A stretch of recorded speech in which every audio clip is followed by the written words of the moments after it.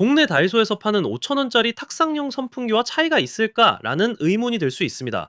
다이소 선풍기를 넘어서야 솔직히 진정한 가성비라 할 수 있겠죠. 결론부터 말하면 차이가 상당합니다. 이 영상은 가성비 키보드로 유명한 회사죠. 구조독으로부터 제품을 무상 제공받아 제작되었습니다. 오늘 소개해드릴 제품은 구조독의 최신 제품으로 아마 제가 알기로는 한국 유튜브에서 제가 최초로 리뷰하는 것 같습니다. BLDC 모터를 탑재한 데스크탑 무선 선풍기 구조독 GFS008입니다. 사실 데스크탑 선풍기의 필요성에 대해 의문을 가지시는 분들이 많을 것 같습니다. 하지만 실제로 사용해보니 예상외로 유용한 상황들이 많더라고요. 집에서 작업할 때 저는 밤에 작업을 하는데 소음이나 불빛 때문에 아이들이 깰까봐 작업실 문을 닫고 편집을 합니다. 그런데 제 방에는 에어컨이 없는 것이 함정이죠. 사실 일반 가정집에서 방마다 에어컨이 있는 경우는 드물거든요. 게다가 방이 작아서 일반 선풍기를 두면 공간도 많이 차지하고 바람이 직접적으로 와서 상당히 불편했습니다.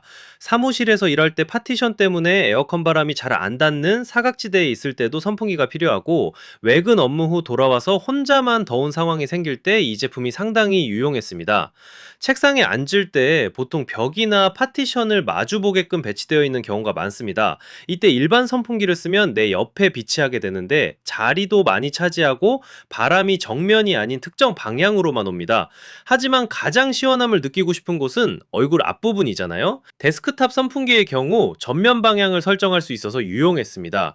그리고 많은 분들이 손 선풍기를 쓰는데 손 선풍기는 출력도 약하고 휴대용이라 자주 충전해줘야 하고 거치가 되는 제품이라도 상위에 올려두고 쓰기에는 고정력도 약하고 다양한 각도를 커버 못하는 등 여러 아쉬움이 있습니다. 데스크탑 선풍기는 이런 단점들을 개선해줍니다. 바람을 정면에서 앞면 위주로 사용 가능한 데다 고정력이 좋아서 버튼 조절이나 각도 조절이 용이하며 손 선풍기 대비 안정적인 전원 공급으로 충전 걱정이 덜합니다. 또한 집에서 가족들이 여러 명 있는 경우 회전 모드를 해도 내 차례가 뒤늦게 오기 때문에 더울 때가 있는데 소파 팔걸이 구분에 선풍기를 놓고 사용하기도 하고 가져다니면서 개인 선풍기로 쓸 수 있어서 좋았습니다.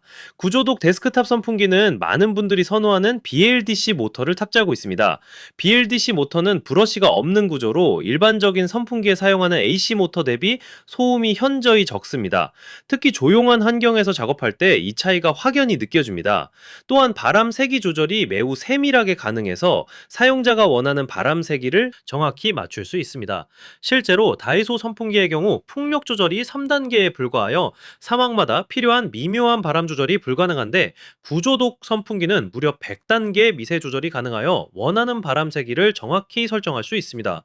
한 가지 주의하실 점은 2300rpm의 고속 브러쉬리스 모터와 7개의 대형 팬 블레이드가 탑재되어 있는데 풍력이 세게 설정되어 있는 편이라 레벨 1이라도 무소음 정도는 아닌 점이 살짝 아쉬웠습니다.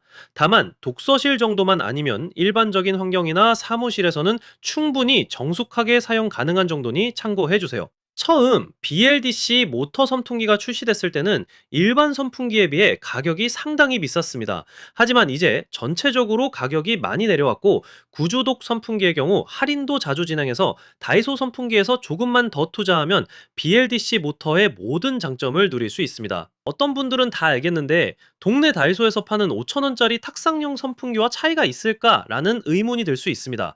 다이소 선풍기를 넘어서야 솔직히 진정한 가성비라 할 수 있겠죠. 결론부터 말하면 차이가 상당합니다. 게다가 지금 할인까지 하고 있어서 다이소 제품보다 비싸지만 그만큼의 투자 가치가 충분한 제품입니다. 우선 자유로운 거치가 가능하다는 점도 장점입니다. 구조독 선풍기는 상판에서 안정적으로 사용이 가능해서 거치할 곳을 자유롭게 선택 가능합니다.